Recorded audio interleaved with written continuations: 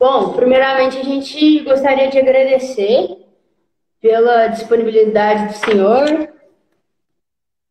É uma imensa honra o senhor fazer live com a gente novamente. É a segunda vez, nós já tivemos uma live, o resgate da cristandade, e hoje nós convidamos o professor para ele fazer essa live conosco sobre as principais falácias que são faladas na escola.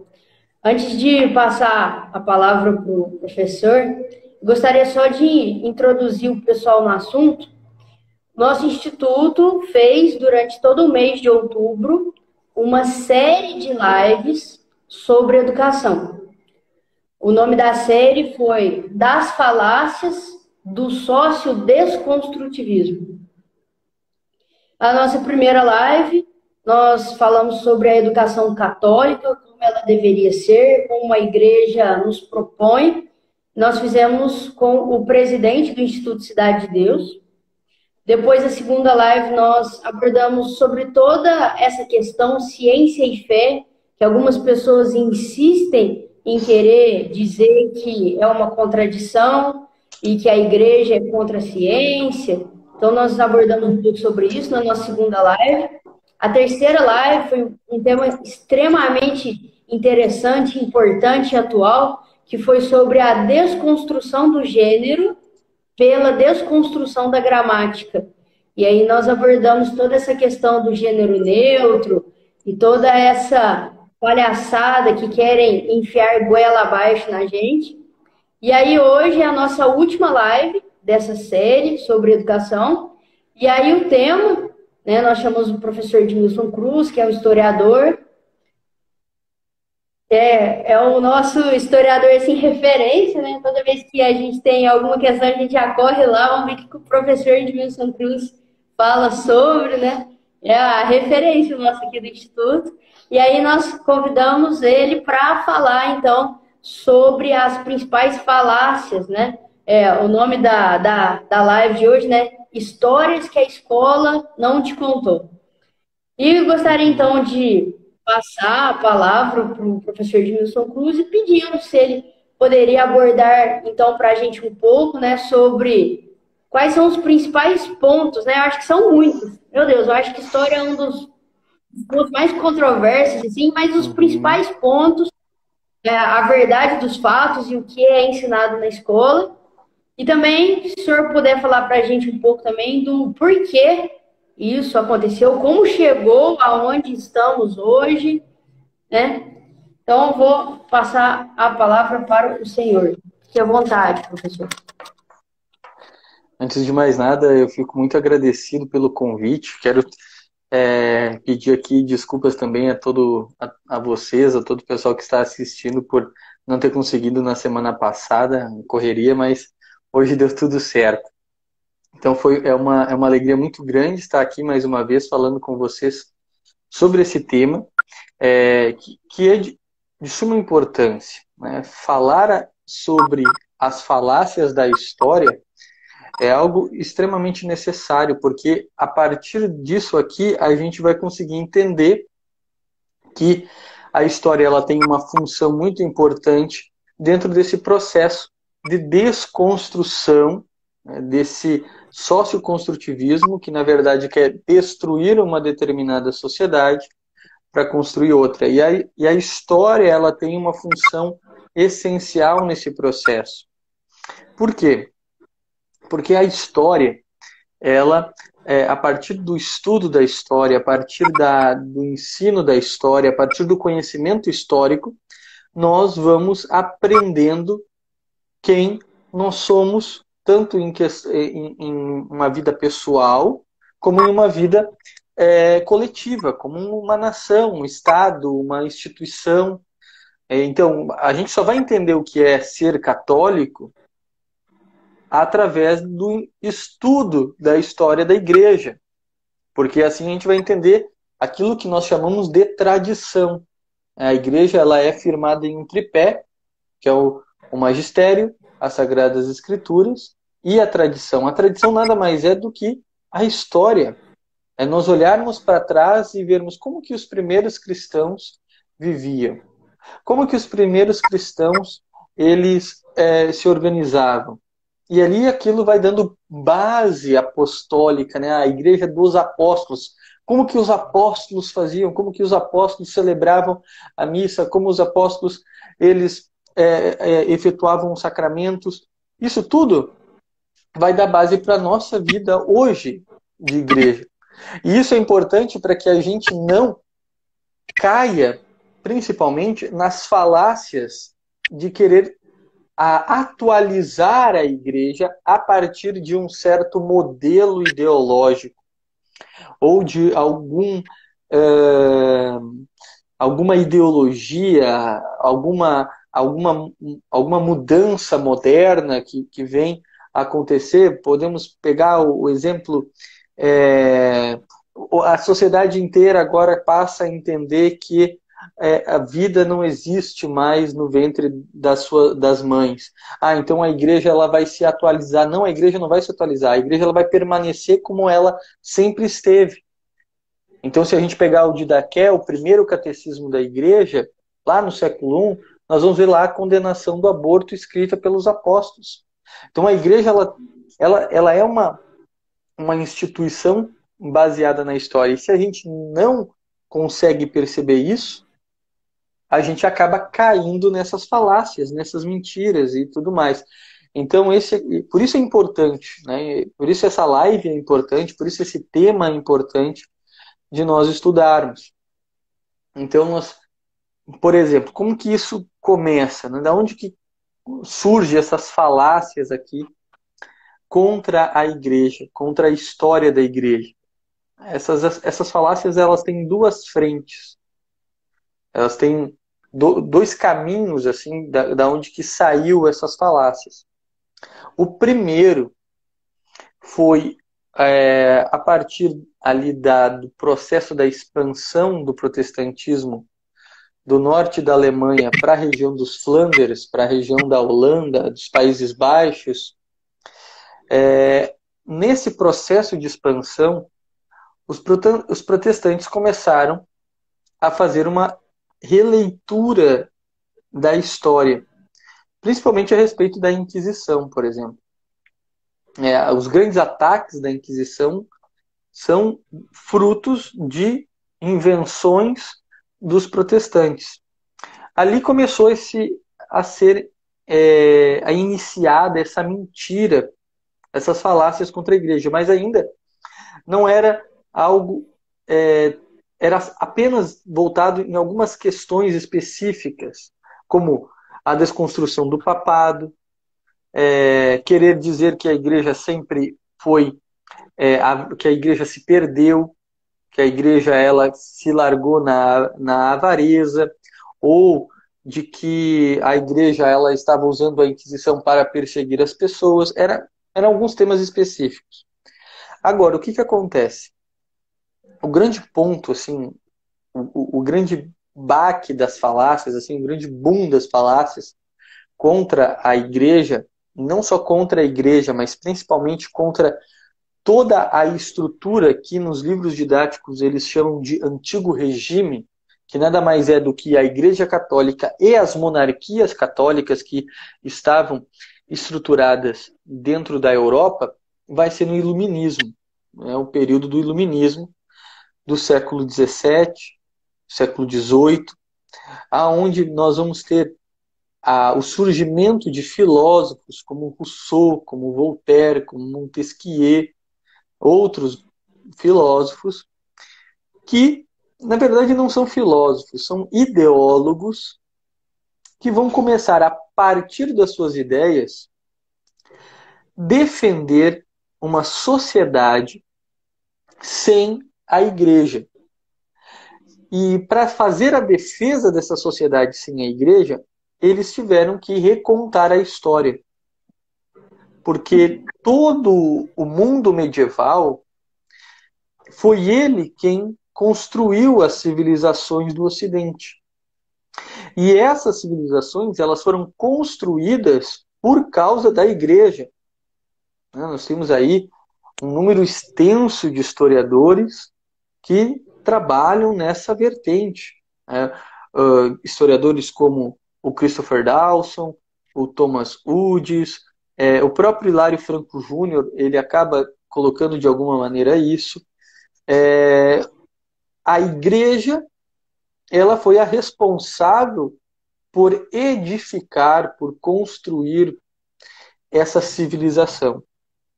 Então, os iluministas, a própria Regine Pernot também, ela fala sobre isso. Os iluministas, que foi a primeira palavra ideologia, abrindo um parênteses aqui, a palavra ideologia, a gente acha que apareceu pela primeira vez com Marx, mas esse conceito já havia sido usado uma vez por Napoleão ao se referir aos iluministas. Então, a ideologia já havia sido mencionada anteriormente, depois Marx pega esse conceito e dá um novo sentido semântico a ele.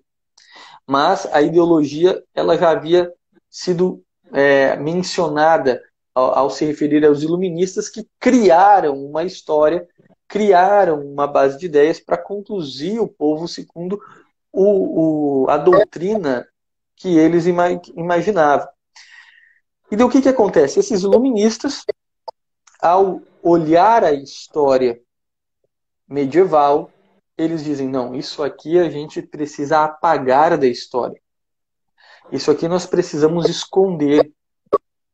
Isso aqui nós precisamos deixar de lado, porque nós precisamos trazer nas pessoas uma vontade, um espírito que elas queiram não ser mais católicas, que elas queiram negar a igreja, que elas queiram ser como eram os gregos antigos, como eram os romanos antigos, como eram os bárbaros, mas não como os medievais. Então, aqui eles começam a levantar inúmeras mentiras a respeito da Idade Média. Então, dizendo que a Idade Média todo mundo era burro, que não havia educação na Idade Média, que não havia ensino para mulheres na Idade Média, que na Idade Média as mulheres eram obrigadas a terem relações sexuais com os homens, que a igreja ela apenas roubava as pessoas na Idade Média, que na Idade Média a igreja controlava a mente das pessoas, que diabo e inferno foi uma invenção medieval, isso não existia antes, então foi a igreja que inventou isso com o objetivo de controlar as pessoas, que a igreja foi a responsável por criar todas as guerras do mundo medieval capazes de matar todo mundo, que a igreja foi responsável de ter criado a peste negra, enfim, que a igreja era culpada de todas as coisas. Tudo aquilo de ruim que pudesse existir no mundo era culpa da igreja.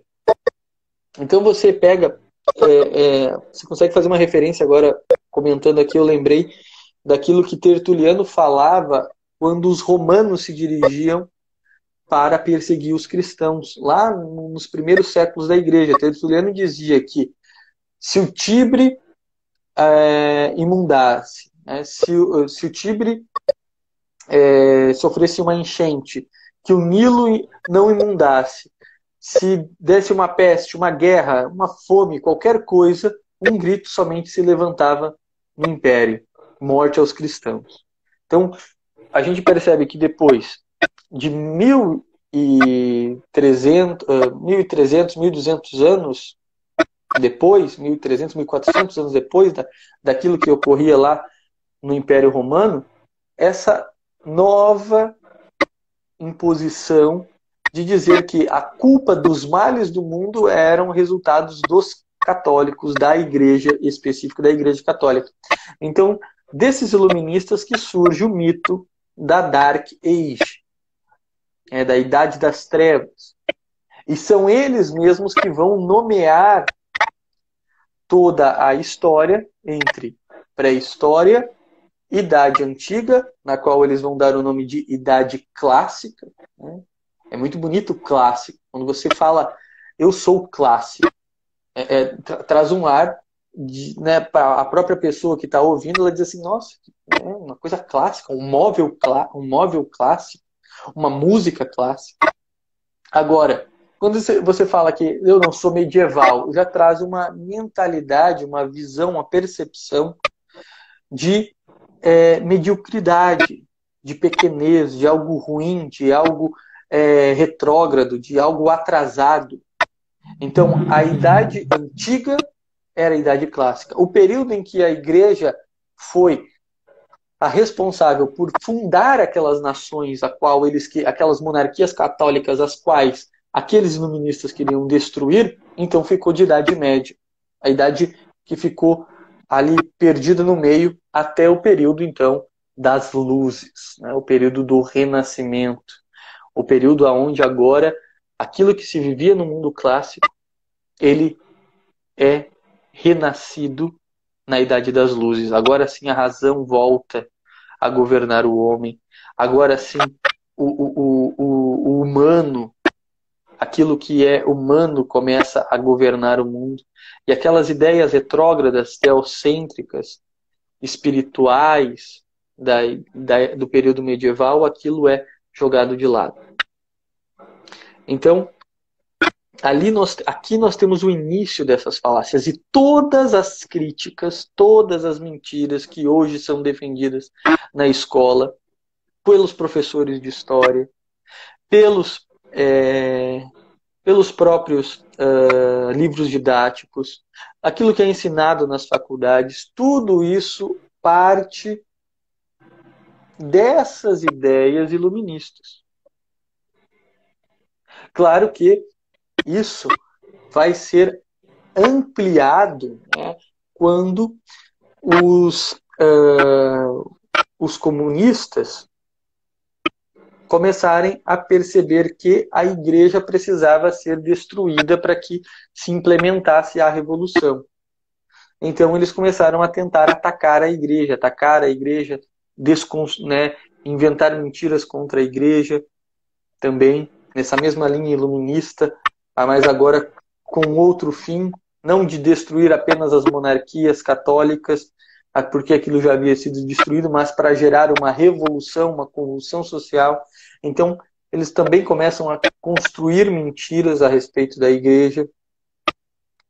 Então, que a igreja ela era uma instituição de controle, de que na Idade Média as pessoas elas eram todas pobres, que a riqueza só ficava por parte da igreja. Então, essas ideias marxistas, que também têm uma ligação com essas ideias iluministas, vem também chegando vem chegando dentro do ensino, dentro da educação atual. E isso é replicado muitas vezes ao ponto das pessoas já não mais conhecerem aquilo que realmente aconteceu. Porque aquela mentira ela já foi sendo reproduzida ao ponto de que ninguém jamais sabe como que era antes. E aqui nós temos essa raiz das falácias. E aqui, a igreja ela vai ser a principal instituição a ser destruída, porque tanto os iluministas, tanto a esquerda, tanto os globalistas, qualquer um percebe que a igreja ela tem um papel social muito importante. Então, eles vão voltar os seus ataques à igreja. E nesse processo, essas falácias elas são construídas e as pessoas acabam caindo nisso porque não fazem nem ideia daquilo que realmente aconteceu. Um exemplo disso bem claro é a respeito das guerras, por exemplo. Você pega hoje dentro das salas de aula de história, é comum você ouvir professores, fazerem comparações anacrônicas. Para quem não sabe o que é anacronismo, é você estudar o passado a partir de percepções e concepções atuais. Então, por exemplo, só para explicar esse negócio do anacronismo, você olhar lá para a Grécia Antiga e dizer que os gregos eles eram homossexuais.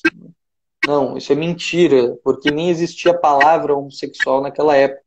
Eles não eram homossexuais, não havia homossexualismo na Grécia Antiga. Lá é outra coisa, é uma outra prática. Então, anacronismo é isso. E eles fazem um anacronismo absurdo de dizer que, no período da Idade Média, a Igreja motivou guerras religiosas que mataram mais do que em qualquer outra época da história. Gente, isso é absurdo. Isso é um absurdo. Só o comunismo, em todas as suas revoluções, em todos os seus processos revolucionários que ocorreram nos últimos 100 anos, nem 100 anos, de 1917 a 2000, ele já matou mais de 100 milhões de pessoas. Então você vai dizer que na Idade Média a Igreja foi capaz de matar mais do que isso? Nem tinha população no mundo medieval desse tamanho para ocorrer mortes deste nível. Isso que nós não estamos falando de Primeira Guerra, nós não estamos falando de Segunda Guerra, nós só estamos falando do regime comunista. Fora os eventos, os ataques muçulmanos. Boa noite, professor. Que honra. Sim, logo mais estaremos aí na live, né? Nossa, aí a respeito da ADI 5668 sobre o gênero. Enfim. Então, esse é o ponto importante aqui de nós frisarmos, né? Essas ideologias, e daí a criança, o jovem, o que está lá dentro da universidade, que está dentro da escola, dentro da sala de aula, ele recebe isso de maneira passiva, ele não tem condições, não foi apresentado a ele outro argumento, outra visão. Então ele recebe aquilo de maneira passiva e acredita. E ele reproduz. E esse é o tamanho da crise, né? O próprio Hilaire Belloc, ele vai dizer que os revolucionários eles vão querer construir uma nova história. Eles têm sempre esse processo de construção de uma nova história. Porque assim eles conseguem dar base para a desconstrução que eles querem realizar. Então, na Revolução Francesa, por exemplo, eles precisaram inventar toda essa história iluminista da Dark Age, tudo aquilo que eu citei para vocês. Eles começaram a criar aquilo, começaram a movimentar aquilo, eles começaram a mentir a respeito daquilo. E daí, essas ações justificaram que eles pegassem 59 mil católicos e guilhotinassem todos eles. Porque eles estavam fazendo ali uma revanche. Eles estavam ali dando troco.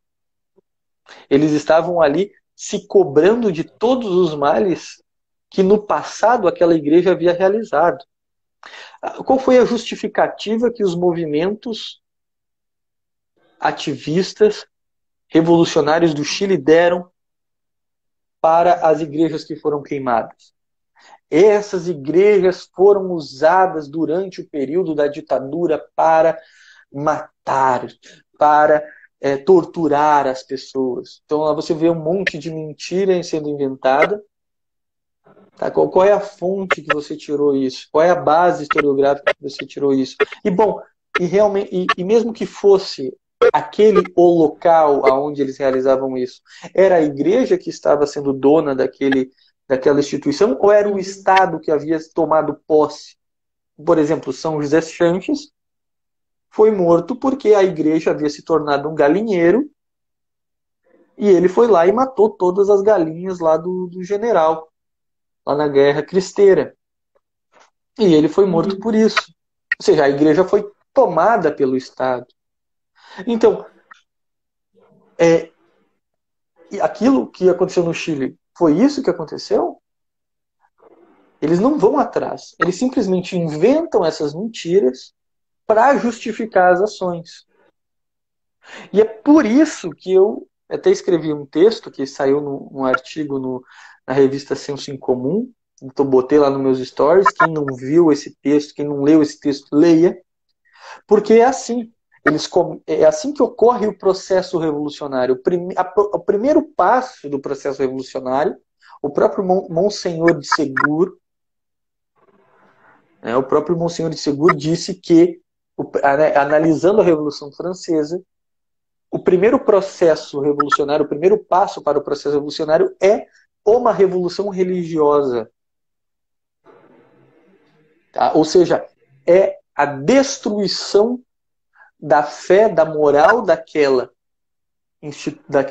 Estado, para assim se implementar uma nova política, um novo Estado, um novo órgão, enfim, um novo grupo que controle aquele país. É sempre primeiro a partir da religião. E a gente vê nitidamente que isso está acontecendo no Chile, e isso não está longe de acontecer no Brasil. Pode falar, Eri. Professor, eu gostaria assim de fazer alguns comentários sobre coisas que eu, por exemplo, aprendi na minha formação. E gostaria que você assim comentasse rapidamente sobre assim alguns principais pontos, e acredito que muitos que estão aqui aprenderam a mesma coisa, né? Primeira coisa, na minha formação eu aprendi que a Inquisição foi um lugar terrível, foi algo terrível que fazia torturas medonhas, que arrancavam membros das pessoas, que machucavam e faziam torturas assim absurdas. É verdade isso, professor? Então, né, isso aí, essas afirmações, elas já surgem daquelas falácias iluministas, das falácias protestantes que a gente comentou antes. Então, se vocês forem estudar a Inquisição, vocês vão encontrar que houve uma bula escrita no período de Inocêncio XIV, de Inocêncio XIV, de Inocêncio IV, aonde ele diz que pode sim se usar da tortura para extrair algum argumento de algum herege. Porém, está escrito na bula, porém, essa tortura ela não pode gerar hematomas e muito menos fazer com que saia sangue, tenha qualquer corte na pessoa.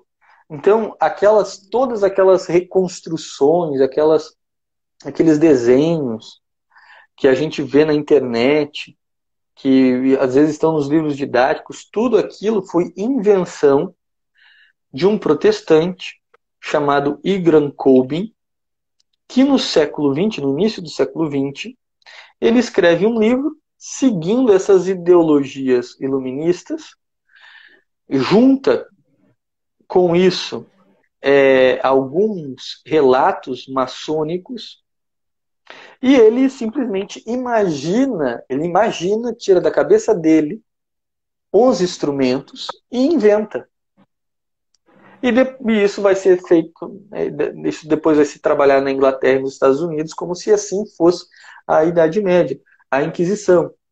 Então, tem lá na Inglaterra tem o Museu da Inquisição. Né? Mas, bom, a Inglaterra é um país protestante, calvinista, anglicano. Aquele instrumento, primeiro, são todos reconstruções, e segundo, se tivesse algum instrumento ali, não teria sido católico, porque o processo inquisitorial já havia acabado muito tempo na Inglaterra. O que houve na Inglaterra foi uma inquisição protestante, uma perseguição por parte do Estado aos católicos e calvinistas e puritanos. Quem não era anglicano era perseguido e morto. Então eles ensinam exatamente isso, ensinam esses processos de tortura, mas isso não existiu. Não existiu. Na verdade, a tortura, dentro do processo é extremamente leve, e o Bernard Guy, que é um dos maiores inquisitores, ele vai dizer que a tortura não deve ser utilizada, pois ela não gera nenhum resultado efetivo para aquele que é forte, e para o fraco ele vai acabar falando qualquer coisa, vai acabar confirmando qualquer coisa, então não é válido. Então ela foi assim muito temporal, foi uma bula temporal, que ficou por muito pouco tempo, mas que os difamadores da igreja pegam esta bula e jogam isso como a igreja sempre torturou as pessoas. A mesma coisa acontece com a escravidão. Aqui tem uma bula, se não me engano é de 1454, 1494. Não vou lembrar a data específica, mas ela é do século XV, a bula do século XV, onde o Papa diz que os países católicos da Península Ibérica, Portugal e Espanha, que estavam em guerra com os muçulmanos, eles poderiam escravizar os muçulmanos, os mouros, porque os mouros estavam escravizando os católicos. E daí, nesta bula, é uma bula que foi, nossa, mas a igreja falou de escravidão. Veja, era uma bula temporal, específica para uma questão de guerra que estava acontecendo naquele momento, em resposta aos cristãos que estavam sendo escravizados. O Papa então diz, vocês também podem escravizá-los, vocês estão em guerra. Então pode sim escravizá-los. Foi para aquele momento, para aquele tempo, para aquele período. Daí o que acontece? Os difamadores pegam essa bula e dizem, aqui está a prova de que a igreja aprovava a escravidão dos negros. Mentira. Mentira. Não tem absolutamente nada a ver uma coisa com a outra. As bulas, elas são temporais, senão até hoje estaria sendo válida isso. Estaria sendo válido. A bula, ela é escrita com uma questão temporal. Às vezes elas podem se tornar argumentos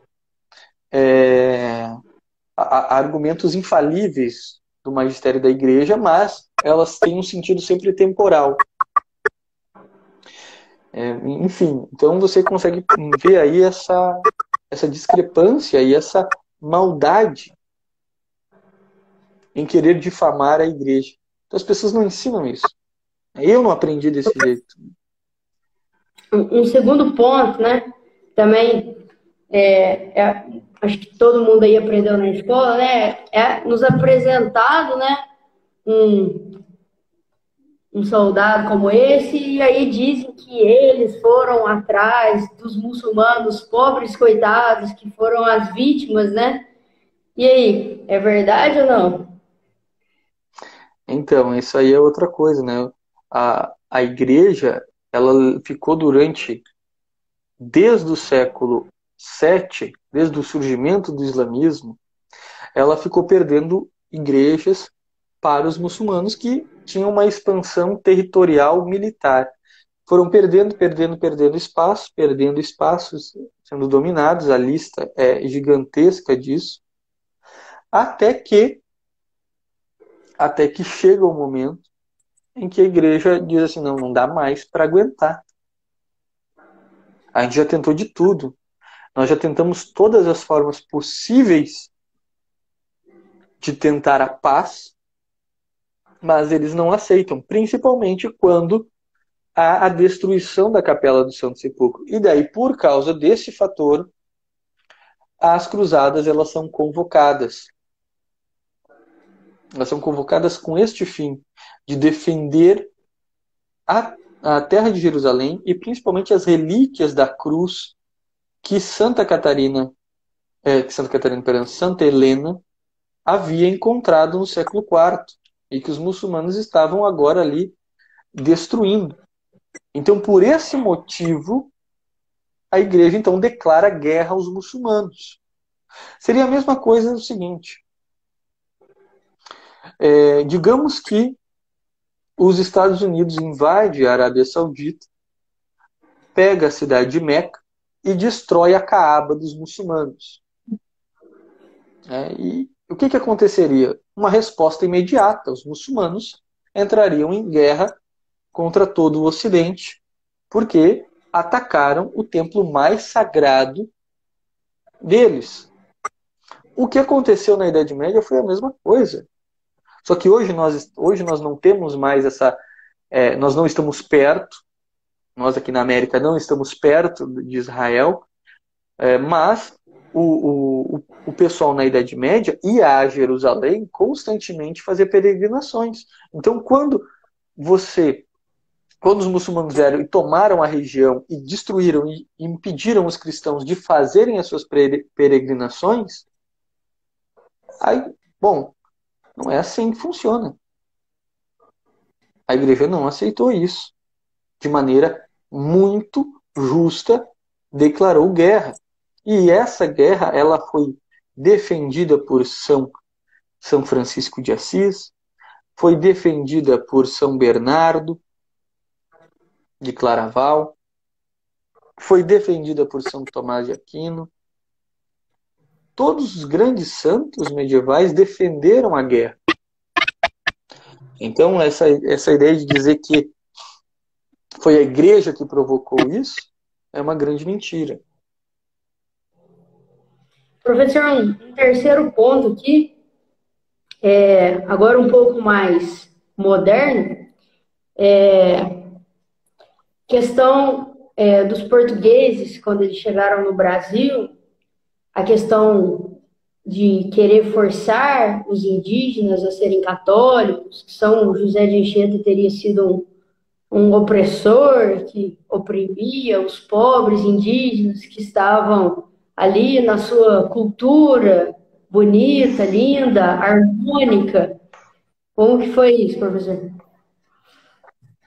Então, só esse tema aí daria uma live inteira, né? Eu vou ter que falar bem breve, que daqui 15 minutos tem a live com o professor Felipe, mas até convido todos que estão aqui nessa live depois irem até o meu perfil e acompanharem a live de lá também. O que acontece, né? Os portugueses eles vieram aqui com um objetivo civilizacional. Claro que havia uma questão econômica por detrás também, porém essa não era a principal função. Eles não queriam apenas o dinheiro, eles queriam trazer uma missão civilizatória para essas nações que estavam vivendo aqui na América, que ficaram durante séculos e séculos atrasadas. As culturas eram atrasadas porque elas não tinham contatos com outras culturas. Então a cultura indígena, por mais que tivessem suas diferenças, elas eram muito parecidas, elas não tinham contatos com outras sociedades, o que acontecia, por exemplo, por que o mundo antigo ele evoluiu de uma maneira tão grande? Porque havia um diálogo entre a Europa, entre os povos europeus, com os povos do norte da África, com os povos asiáticos. Havia ali uma convivência, uma troca de ideias, e isso vai fazendo com que aquelas civilizações elas vão se erguendo. Então a América estava atrasada há anos nessas questões. Os índios, os evangelizadores chegam aqui e encontram ainda sacrifícios humanos. Então não há nada tão negro, né? Uma idade tão negra, tão obscura, como a ideia de que você decapitar uma pessoa, arrancar o seu coração, colocá-lo em uma brasa junto com ervas alucinógenas e cheirar aquilo, que aquilo ali vai dar uma boa colheita. Isso sim é atraso. Isso é uma cultura totalmente bárbara. Se tem alguém aqui de faculdade de história, às vezes está ouvindo isso, aí vai ficar, meu Deus, como assim você diz que a cultura indígena é bárbara? É bárbara. É bárbara, uma cultura atrasada. Uma cultura sem nenhum senso de lógica, sem nenhum princípio científico racional. De onde se viu, agora eu vou matar aqui uma pessoa e vai surgir um pé de milho atrás da minha casa. É só na cabeça dos maias que isso dava certo. Então, o que aconteceu? A igreja disse, não, a gente precisa ensinar a verdade para esses caras. A gente precisa dizer que não é desse jeito que isso vai acontecer. Não é assim que funciona. E primeiro que eles não precisam se sacrificar porque Cristo já morreu por eles. Cristo já se sacrificou por todos eles. Nós precisamos anunciar a boa nova.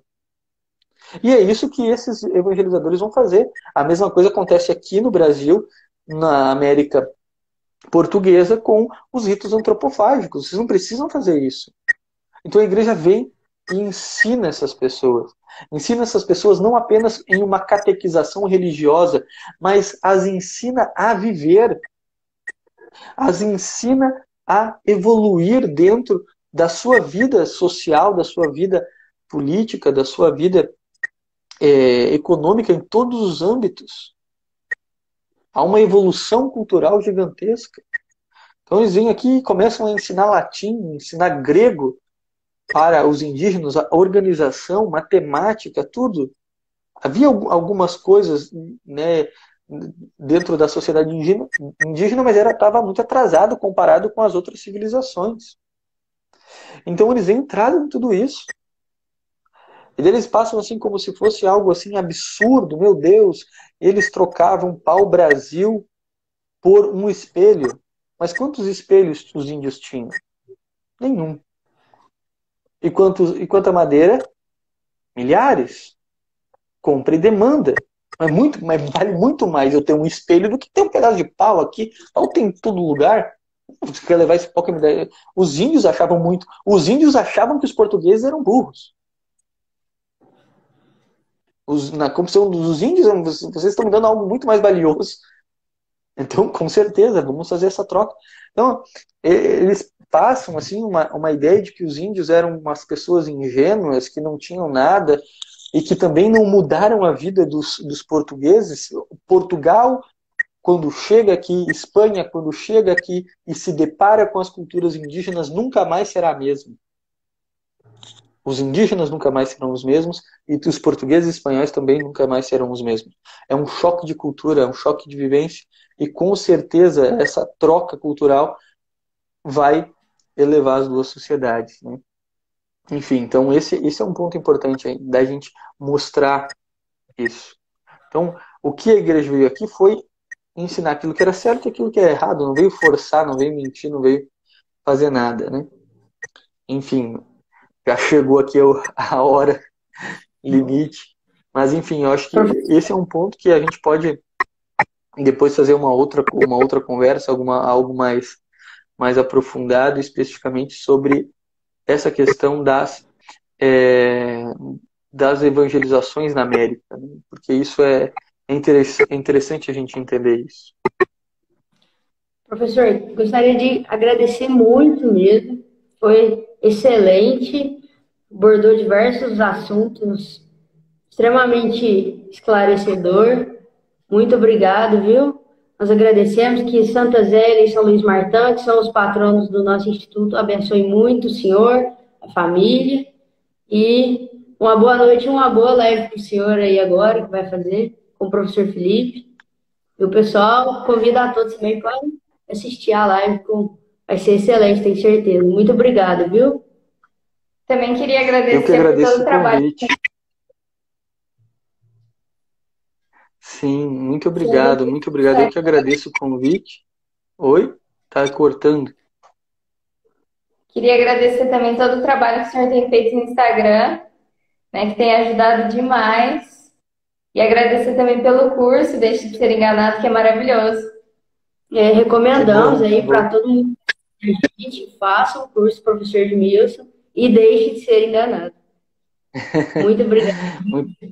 Eu que agradeço, gente. Foi muito bom estar com vocês e me coloco à disposição sempre que puder para estar aqui com vocês conversando. Muito obrigado. Que Deus abençoe também o apostolado de vocês e conduza, né, todos nós a esse rumo, a esse encontro da verdade e assim possamos, se Deus quiser, se encontrar no céu. Se Deus quiser. Muito obrigada, professor. Fique com Deus. Tchau. Boa Tchau, noite. tchau, gente. Boa noite.